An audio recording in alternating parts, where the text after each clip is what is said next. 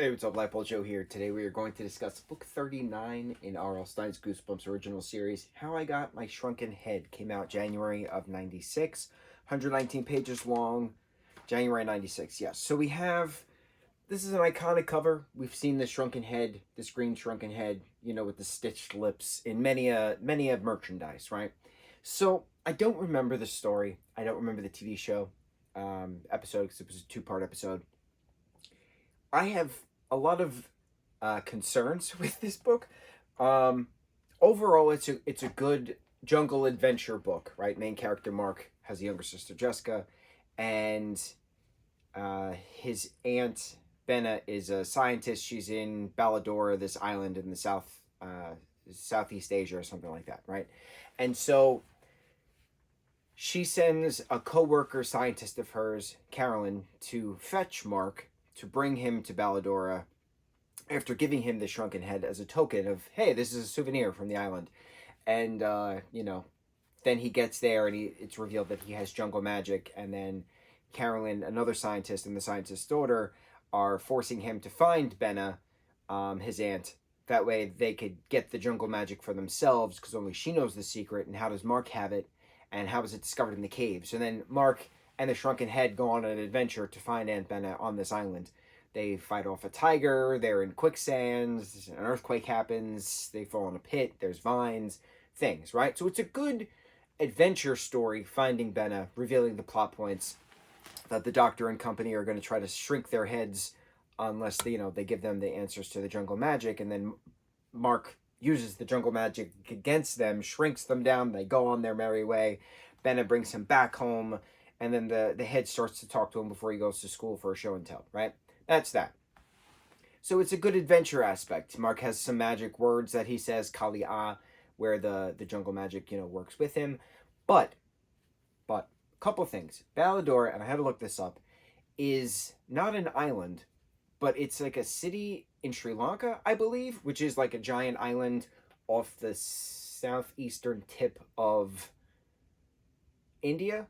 So the Southeast Asian part was correct, but like Ballador itself is not an island. It's a part, like, I'm pretty sure like that area is comparable, like Madagascar's an island off of that Africa, New Zealand's an island off of Australia. I think it's the same concept.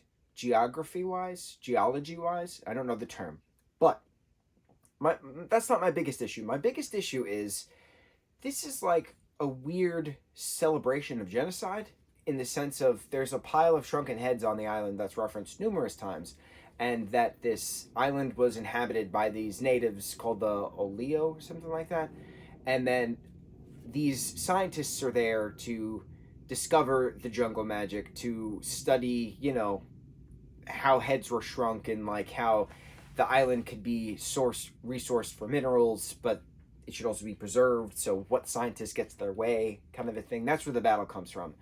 But we have a pile of shrunken heads, for like hundreds of shrunken heads, that is talked about from numerous aspects. So obviously that's the natives' heads.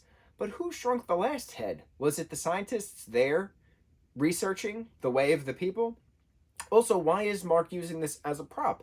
But then we go back to Gabe in the Mummy books, right? Mummy Returns and what is it? What are the two books? I'm just going to look them up. Thankfully, Goosebumps has them all listed. So, where am I? Visible, Dummy, Murder.